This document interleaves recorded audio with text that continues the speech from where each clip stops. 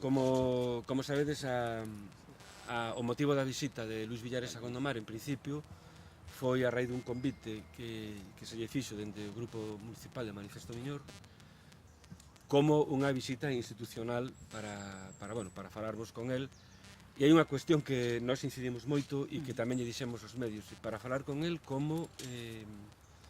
representante ou como voceiro como xefe da oposición no Parlamento Galego, porque é algo que se está ocultando e é o que convén resaltar, que Luís Villares é o representante da segunda forza política no Parlamento Galego.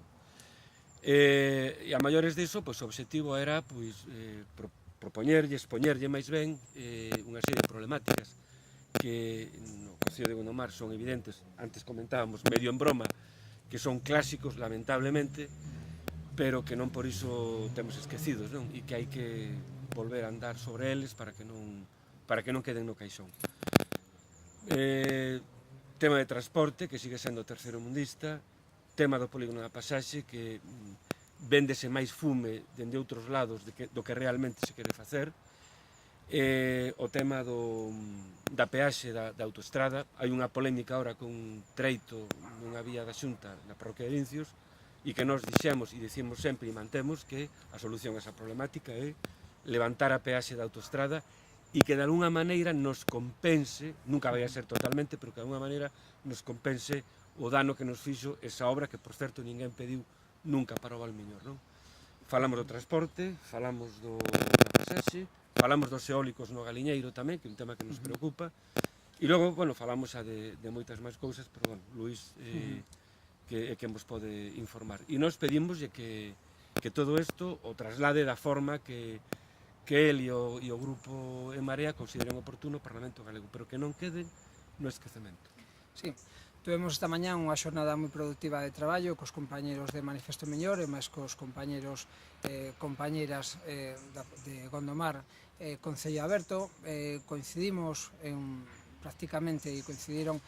nas principais liñas daquilo que debemos de trasladar ao Parlamento Galego. Son necesidades que se perciben no Concello de Gondomar, que se perciben en todo o Valmiñor, pero que son competencias da Xunta de Galicia, que son competencias dun Parlamento e dunha Xunta que ten completamente esquecida a unha comarca que é fundamental para entender non solamente a área metropolitana de Vigo, sino para entender todo o sur de Galicia. A parte das cuestións que comentou Araujo, houve 3 temas máis que puxemos en riba da mesa, onde eles é o tema do transporte metropolitano, a insatisfacción que nos produce neste momento simplemente a cuestión da tarxeta de mobilidade. Pensamos que é necesario unha intervención moito máis profunda da Xunta de Galicia que nos permita vertebrar todo o Valmiñor e todo o Valmiñor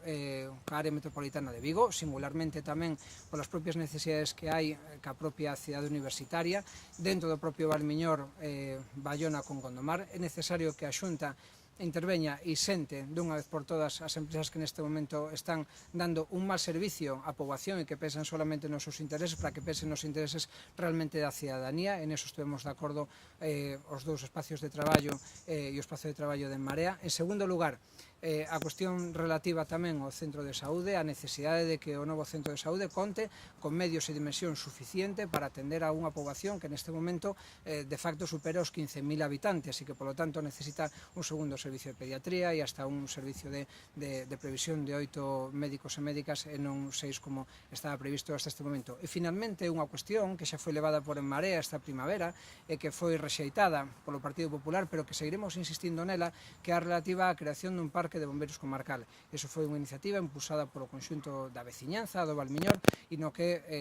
ambos espacios de traballo están de acordo en que sería un espacio moi necesario e que sería un servicio moi necesario para, entre outras cousas, atender o fundamental. Vimos fai un ano, se vai cumplir agora en breve, da vaga de lumes, como é necesario mellorar os servicios de prevención e, sobre todo, tamén os servicios de extinción, chegados que señan os problemas. E iso foi tamén o que estuvemos poñendo en común nesta xornada de traballo. Que fará agora En Marea? Levaremos isto ao Parlamento de Galicia, trataremoslo en comisións ben en pleno, que a idea, en primeiro lugar,